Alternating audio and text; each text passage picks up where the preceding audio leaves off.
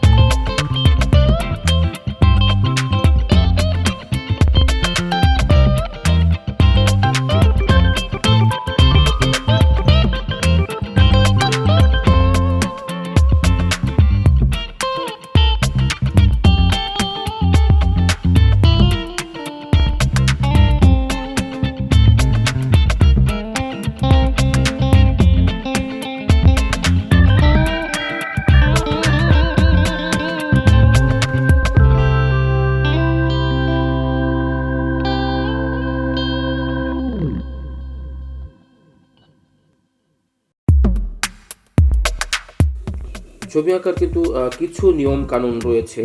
অর্থাৎ যারা জাত শিল্পী তারা কিন্তু আসলে তাদের ভেতরের প্রতিবিম্বটাকে কাগজে ফুটিয়ে তোলার চেষ্টা করে, তাতেই একটি সুন্দর ছবি হয়ে যায়। তবে কিছু নিয়ম কানুন কিন্তু রয়েছে, আর্টেরও কিন্তু কিছু গ্রামার রয়েছে। আমরা যেমন ছোটবেলায় অ আ ক খ শিখে কিন্তু আমরা পড়তে শিখেছি, লিখতে শিখেছি, আর্টেরও তেমন কিছু নিয়ম কানুন রয়েছে। আমরা আমাদের ড্রয়িংগুলোর মধ্যে দিয়ে সেই গ্রামারগুলো আপনাদেরকে দেখিয়ে দেবার চেষ্টা করব, শিখিয়ে দেবার চেষ্টা করব, একসঙ্গে শিখবার চেষ্টা করব।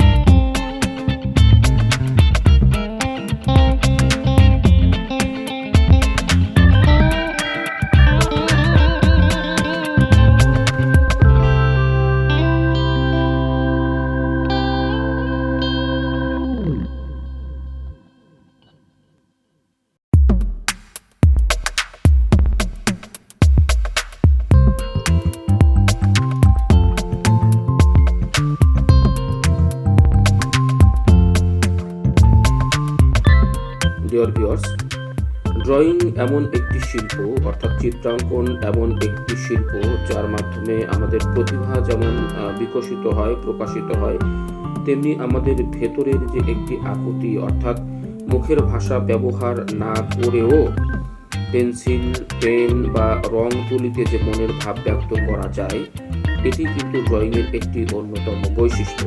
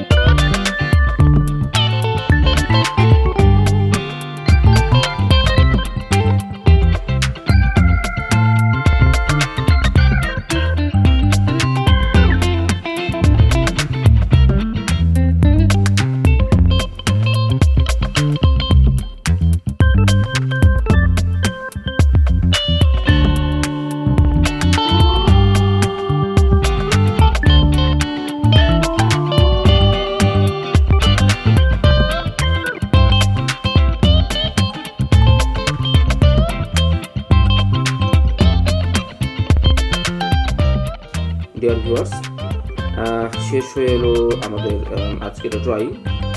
আপনারা দেখতে পেয়েছেন যে ছবিটি আমি এতক্ষণ ধরে আঁকার চেষ্টা করছিলাম সেটি কিছুটা কিন্তু শেপে নিয়ে আসতে পেরেছি। অর্থাৎ নিশ্চয়ই আপনারা বুঝতে পারছেন যে স্টেপ বাই স্টেপ একটি নিয়মতান্ত্রিক ধারাবাহিকতার মধ্য দিয়ে কিন্তু আমরা এই ছবিটি, এই ড্রয়িংটি বা এই চিত্রটি কিন্তু শেষ করবার চেষ্টা করলাম।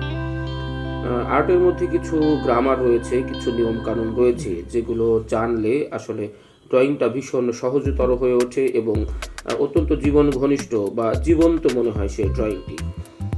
তো আপনাদের কেমন লাগলো জানি না। যদি ভালো লেগে থাকে লাইক কমেন্ট করে আমাকে উৎসাহিত করবেন।